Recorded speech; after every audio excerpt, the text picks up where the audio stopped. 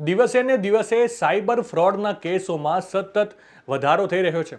રાજ્યમાં લોકલ ગેંગની સાથે સાથે હવે અન્ય રાજ્યની ગેંગો પણ સક્રિય બની છે। અમદાવાદ જિલ્લા પોલીસ એક કેસની તપાસ કરતા કરતા હરિયાણાના નુહ પહોંચી, જ્યાં આરોપીને પકડવા પોલીસ કોઈની અંતિમ યાત્રામાં જોડાઈ, પણ સ્થાનિકોને ખબર પડતા લોકો પોલીસને ઘેરી વળ્યા હતા। આ દરમિયાન અમદાવાદ જિલ્લા એસપી તરત સક્રિય થયા અને સ્થાનિક ડીએસપીની મદદથી આખું ઓપરેશન હાથ ધરાયું। પોલીસે જ્યારે આરોપીને પકડ્યો ત્યારે તેણે પોલીસને કહ્યું, સાહેબ, અહીંયા બધા આ જ કામ કરે છે અને આ કામ મને મારા મિત્રએ શીખવાડ્યું છે। આખરે પોલીસ 10 પાસ આરોપીને લાખોના ચીટિંગમાં અમદાવાદ લઈ આવી રહી છે। શું છે આખી ઘટના, વિગતે વાત કરીએ। નમસ્કાર, બીબી ન્યૂઝ ગુજરાતમાં હું સુભાષ આપનું સ્વાગત કરું છું। અમદાવાદ જિલ્લાના વિરમ ગામના જાણીતા સાડીના વેપારી જતીનભાઈને માર્ચ 2024થી જ્યારે અલગ અલગ આઈપીએલ, વર્લ્ડ કપ સહિતની મેચની સિરીઝ ચાલતી હતી તે દરમિયાન તેમના મોબાઈલ પર વોટ્સએપમાં એક લિંક આવી હતી, જેમાં ક્લિક કરતા ડ્રીમ 11 ટીમ સહિત અલગ અલગ નામના ફેસબુક પેજ ખુલતા હતા, જેમાં યોગ્ય ટીમ બનાવી સારું વળતર અપાવી દેવાની લાલચ અપાતી હતી।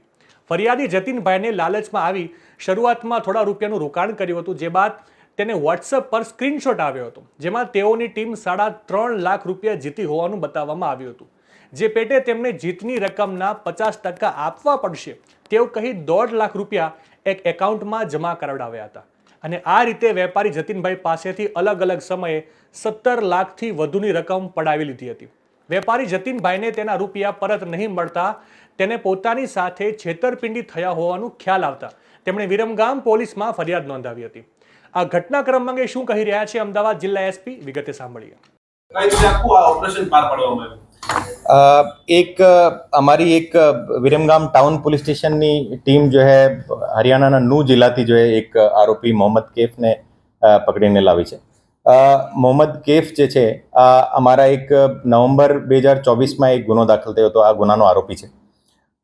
गुनानी विगत एवी है कि जो है एक जतीनभाई मगनानी करीने विरमगाम में साड़ीना व्यापारी है और ये मार्च 2024 ना महीना में लगभग फेसबुक जोता था और ते वक्ते जो है बधा आईपीएल ने तमाम प्रकारना क्रिकेट मैचो चालता था और ते वक्ते एना फेसबुक पेज पर एक ड्रीम 11 ड्रीम टीम करीने एक लिंक पॉपअप थयो हतो। ए लिंक पर क्लिक करता एक फेसबुक पेज खोलायो और एक फेसबुक पेज पर एमां आ रीते क्लेम करवामां आव्यो हतो कि तमे 399 रुपीसनो अगर सब्सक्रिप्शन लेशो तो अमे तमारी टीम बनाववामां मदद करी और आ टीम जे छे आ खरेखर आ एवी टीम हशे जेमां जीतवानी शक्यता बहु वधारे छे और જ્યારે તમે જીતી જશો તો એનો સર્ટેન કમિશન જો અમારે પાસે આવશે। પછી એને ઉપર એક વોટ્સઅપનો એક લિંક હતો, એ વોટ્સઅપના લિંક ઉપર ક્લિક કરતા પછી આ જે આરોપી જે છે એ આરોપી જોડે આ ફરિયાદીની વાત ચાલુ થઈ और ધીરે ધીરે જે સૌથી પહેલા એને 399 રૂપીસ નાખ્યા હતા और એને આધારે એને એક ટીમ બનાવીને મોકલી હતી કે આ તમારી ડ્રીમ ટીમ છે, અમારી જે બેસ્ટ ટીમ છે और એને જીતવાની શક્યતા 100% છે।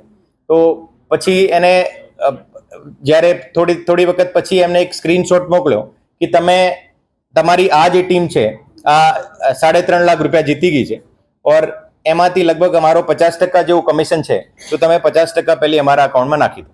આ રીતે કરતા કરતા જો એને ફરીથી વધારે પૈસાનો ખ્યાલ આવ્યો, એને છેલ્લા જે એને પાસે એને કીધું કે તમે 25 લાખ જીતી ગયા છો, એને ત્યાં સુધી જે ફરિયાદી જે છે લગભગ 17.5 લાખ રૂપિયા એને ખાતામાં નાખી દીધા હતા और પછી એને ખબર પડી કે એને જોડે ફ્રોડ થઈ ગઈ છે और પોલીસમાં જાણ કરવામાં આવી। અમારી ટીમ જે છે છેલ્લા 3 મહિનાથી એને જે ઘણી બધી રીતે ટેકનિકલી એને ટ્રેસ કરતી હતી। એ ફાઇનલી એમને અમે નુહ જિલ્લામાં એને માણસને ટ્રેસ કરવામાં આવ્યો હતો और ત્યાં અમારી ટીમ જ્યારે પહોંચી હતી ટીમમાં અમારા જે એક પીએસઆઈ એમડી જયસ્વાલ અને અમારા હેડ કોન્સ્ટેબલ મહેન્દર કાળુભાઈ અને પોલીસ કોન્સ્ટેબલ મુકેશ સોમાભાઈ અને અમારા એક હોમગાર્ડના ચેતનભાઈ કરીને છે, એ ચારો લોકો ટેકનિકલ કામ પણ કર્યો હતો અને ચારો લોકોની ટીમ ત્યાં પહોંચી હતી और ત્યાં પહોંચીને ત્યાં ગામમાં ગયો તો ત્યાં એક મયત એની ચાલતી હતી તો ત્યાં મયતમાં બેસી ગયા હતા। આ મયતમાં ત્યાં બેસીને જો એની તમામ પ્રકારની માહિતી ભેગી કરી તો પછી એને પછી જો અમે ત્યાંની લોકલ પોલીસની પણ જો હું ત્યાંના એસપી સાહેબ જોડે વાત કરીને ત્યાંની લોકલ પોલીસની ટીમની પણ મદદ લેવામાં આવી और એને આધારે જો આ પૂરો ઓપરેશન પૂરું પાડવામાં આવ્યો હતો અને એનાથી અત્યારે 4.5 લાખ રૂપિયા જેવા ટોટલ રિકવરી થઈ છે અને અત્યારે ટોટલ 47 અકાઉન્ટ જે ફ્રીજ છે એમાં લગભગ 35,000 જેવી અકાઉન્ટ રકમ એમાં પણ ફ્રીજ છે. તો ટોટલ લગભગ 5 લાખ જેવું જો એને રિકવરી એમાં થવાની છે. તો ટોટલ 47 જુદા જુદા અકાઉન્ટ એમાં એના તમામ પ્રકારના આઈપીસ એ ટ્રેસ કરવામાં આવ્યા હતા और એને આધારે જો આ માણસને ટ્રેસ કરવામાં આવ્યો છે. નવા પ્રકારની મોડસ ઓફ એ લોકો ક્યાંથી શીખીને આવ્યા? આ જે ગામ જે હતો આ ગામનું નામ છે મેઉ. ગામનું નામ છે મુલથાન મુડબાસ તાલુકા નાગીના. આ ગામ છે, ગામમાં ઘણા બધા લોકો જે આ પ્રકારના એમઓથી જો કન્ટ્રીમાં જુદા જુદા લોકો સાથે ફ્રોડ કરી રહ્યા હતા.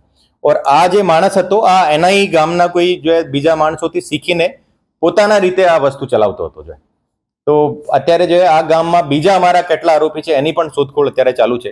અમારા બીજા જે ઘણા અનડિટેક્ટેડ ગુનાઓ છે એ આ ગામના કેટલાક માણસો એના આરોપીમાં થઈ શકે એની પણ અત્યારે શોધખોળ ચાલુ છે.